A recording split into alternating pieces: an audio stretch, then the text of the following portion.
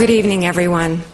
I'm Carol Olson Day of the New York Times, and I am so delighted to welcome you to this exciting Times Talks.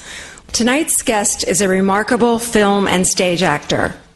He was here at Arts and Leisure Weekend 2010 when he was last appearing in the award-winning film The Last Station. And we, and you, liked him so much that we had to have him back. Since then, he appeared as a Union captain in Robert Redford's Civil War drama, The Conspirator, and as the young Charles Xavier, years before he became Professor X in X-Men First Class, which opens in theaters everywhere June 3rd. He has been awarded his profession's highest honors, the 2007 BAFTA Scotland Award for Best Actor for The Last King of Scotland, the London Critics Circle 2008 Best Actor Award for his role in Atonement, for which he also received a Golden Globe nomination. And last year, he was nominated for the prestigious Laurence Olivier Award as Best Actor for his work on the London stage in 3 Days of Rain. And as some of you will remember, he was nominated for the Best Kiss Award by the 2009 MTV Movie Awards for Wanted. You'll hear much more about the singular talent, his career, and his new film, X-Men First Class, from our moderator.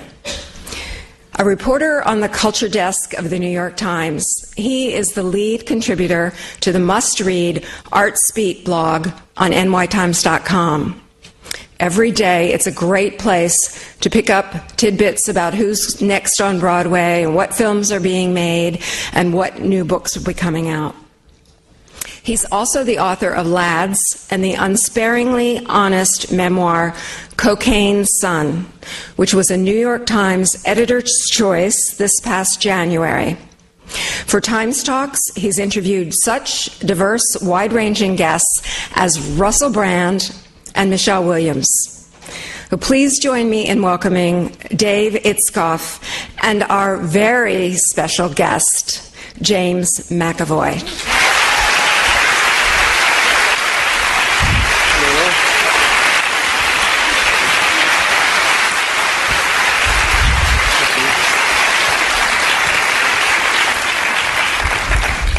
Welcome, James. Thank you. Thank you for missing out on the American Idol finale to be here with us tonight. It's like cocaine to me. I don't know how I've managed to kick the habit. Are you rooting for Lauren, or do you think Scotty's going to take it all? Well, if I'm being honest, if I knew who the people were, I'd make an informed decision. We have our own version of the same show, and you know, I'm devoted to that. So I don't have. I'm sorry, I don't know who the people are, but I'm sure they're very good.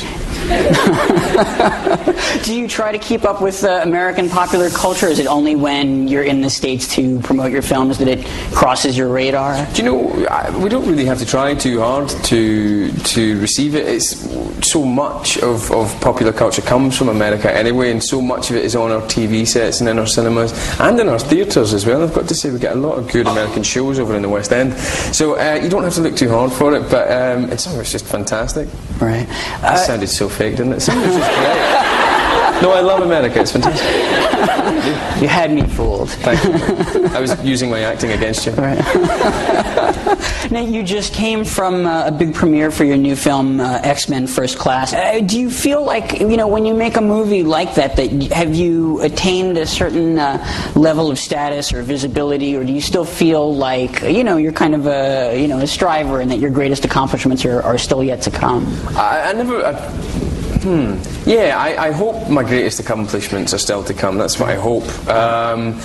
That's not what makes you strive. I think what makes you strive is just the fear that what you're doing right now won't work, and you won't be any good in it, and nobody will ask you back again. And there's so many actors out there trying to make it. There's so few jobs for them to take.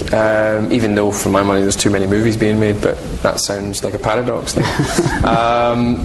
So yeah, just the fear that you know, you're putting yourself out there on a limb every time you act because you're being judged, and that's fair enough, but it's you as a person that's being judged. It's not the maybe it's different. Maybe I'm underestimating what a carpenter does. But say a carpenter makes a chair, the chair is judged ultimately. Right. I don't know. For me, it's whatever I do as an actor. As much as you try to play someone else, as much as you try and inhabit someone else's soul and all that stuff, if people don't like it, it's you they don't like. It's nothing else but you, and that's what spurs you on to kind of not to make people like you, not that, but to just do something that stands on its own and you can be proud of, you know. People do like you, you know that. I mean, part of the sometimes. Thank you. I mean, we had you back because, the last time you were here, people liked you so much that they insisted that you come back. Excellent, thank you. I shall endeavour to be mildly entertaining, I promise. When you started acting, I mean, could you even fathom the idea of being in, big Hollywood movies, films that would get shown around the world? Was that even an aspiration? No. Well, yeah, I suppose it was an aspiration, but when I first started acting, I was 16, and a very excellent actor and director called David Heyman, not to be confused with the guy who produces the Harry Potter movies, who's also excellent, gave me a job pretty much out of the blue. I was having a fight, not a stand-up fight, but I was having an argument with my friend in the street, and it was going to come to blows, and oh no, that's a different story.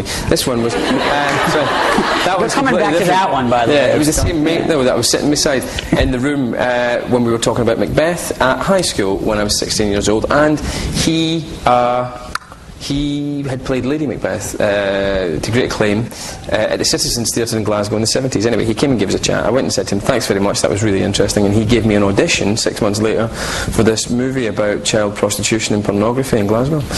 And so when I got that, I just thought, I'm not an actor, I'm lucky to get a job. Right. I'd never done anything like it before. When I went to drama school, I kind of thought, I'm lucky to get in, and certainly wasn't the start of my year or anything like that. So when I left, I was planning to maybe look into teaching. I was also planning to find a job that would let me be flexible enough to take auditions and maybe go away if I got the odd job. But I could never have dreamed that I would have the career that I've got. So yeah, in your wildest dreams you go, right, yeah, doing that kind of stuff is groovy, but I'd have been happy with much less. Right, now tell us the fight story. The fight story.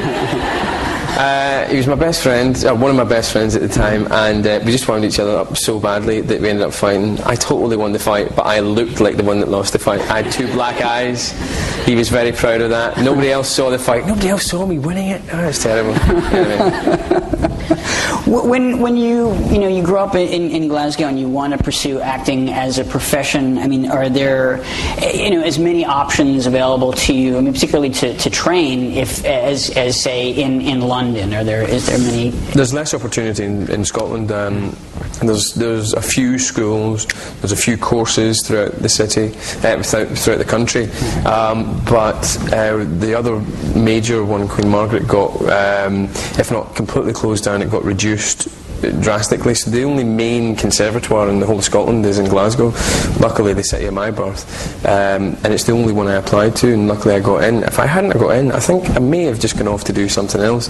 I was thinking about the Navy, and I'd been accepted also to university in Glasgow, so maybe I'd have gone and done that. The fact that I got in just seemed like fortune at the right time, and I thought it's probably going to be easier than going to university, and it'll probably be a good laugh. It is weird, isn't it, how the conception or the perception of acting, I think, is that it's an easy gig. Even I thought it. Do you know what I mean? So 3 years of drama school will be much easier, but the truth is, I've never worked as hard in the profession as I did in 3 years at drama school. It was like being in the army, man. It was intense. Speaking of the army, I mean, you landed a role pretty early on in your career in the World War II miniseries Band of Brothers, and that perhaps is one of the first things that American audiences might have seen you in. Was that something that, I mean, even for a role like that, did you have to, really work hard to get that lined up, or was that something else that kind of just They saw every single young man and man beneath the age of 30, I'd say, in the entire country, in Britain, because they were looking for people who were British but could do American accents, and they needed, I think, literally about 150 of us, you know. They brought about 20 American actors over from here. We filmed it all in North London, strangely. And yeah, so it was just like that. I went in for like 3 parts. I ended up getting offered a different part in it, which I couldn't take because I was doing a play up in Edinburgh, and then eventually went in another 2 or 3 times and finally got some sugar. Right. Did you happen to cross paths yet with Michael Fassbender when you were working on it? Yeah, and I thought on that job a lot of the British guys were getting a little bit method, and they were like kind of being all kind of like, you know, hoo-ha, and you know, whoa, and then we got guns and stuff, but some of the guys were, just to make it easier, were staying in the accent all the time, and I thought Michael was American because he stayed in the accent all the time, and his accent was absolutely spot on. So it wasn't until about 5 years later I was on my motorbike, or not, my Vespa at the time, and you know, I was like, yeah, I ride a motorbike now, I'm much cooler, but back then it was like a little, you know, and I was riding along the road and I just heard, James, McAvoy. I was like, what the fuck is that? I stopped at the lights and this other Vespa kind of went, and he went, it's me, it's Michael. And I went, what? I can't, who, what? Because the visor on the helmet stops me from seeing it. It's Fassbender. And I was totally dumbstruck. I thought, this man is a classically brilliant actor. I was certain he was from North America. For those of you that don't know, Michael is one of James's co-stars in the new X-Men film. He plays his friend and nemesis. Yes, turned nemesis. Oh, yeah. He's just a fantastic actor. Yeah. Really, I don't know if some of you guys are aware of X-Men or would like to see X-Men, but he's just incredible and really, really strong, dead sexy. I understand that the two of you have struck up quite a friendship since making and working on the film together. Is that right? Yeah, no, we really backed each other up. I think we were both aware that like a movie like that needs a really strong hook in terms of dramatic narrative or just heart, really. Otherwise it can just become bells and whistles and smoke and mirrors and action. And at the heart of it lay this brilliant relationship that all the other X-Men fans have been sort of crying out to see more of, because they only saw snippets of it in the other movies. And this whole movie is about this central relationship, about two men who define each other and ultimately hurt each other to a point where they end up in opposite sides of a world-changing argument. Anyway, and we thought that central relationship was incredibly important to just make it more than an action movie. So we backed each other up every day on set and made sure that it didn't disappear and the action didn't take over, and the whole superhero moviness of it all didn't take over, and that was something that was just joyous to be part of, because it's harder to deal with two actors than it is with one, especially when they're on the same page. They can't mess with you as much. Yeah. I was slipped a piece of information regarding you and Michael and a golf cart that might have belonged to your director. Who told you that? I'm not at liberty to say. Can I ask you to share that tale? Michael's a guy who loves his vehicles, and we both share a passion for motorbikes, actually, and we've graduated from the Vespas, and every day we would race after a take to get back to, if we had to go and get a makeup change or whatever, we would race to get to the director's golf cart, because it's fun. And generally Michael Fassbender, the whippet that he is, the greyhound of a man that he is, would get there first. Anyway, this one day I got there first, and he thought, well, I'm not going to just sit and be driven. He decided to counterbalance. I don't know if you've ever seen those racing bikes that have sidecars, and the person in the sidecar's job is to lean off to the side and give extra traction. Anyway, he decided to do that in a golf cart. We were going round at incredible speeds of 12, 13 miles an hour, and and he was doing his counterbalance thing, and I got very cocky because we'd just done some exceptional stuff, and we were going into the caravan park, and the traction we got was incredible, and we literally turned at a right angle, and we smacked into the back of a van. I went flying forward, smacked my head off the screen. I was flown 15 foot to the side. I looked up. He had somehow managed to get from here all the way to like here, and he was somehow, from standing in the back, sitting in the driving seat. Just looking at me going, huh? And his shins were all cut up. And the great thing is that everybody looked at him in the driving seat and blamed him. Which was kind of wonderful. But then he proceeded to run away. When I say he ran away, I don't mean just like he sidled off. He did a comedy sort of caper, like out of there, and left me to take the heat.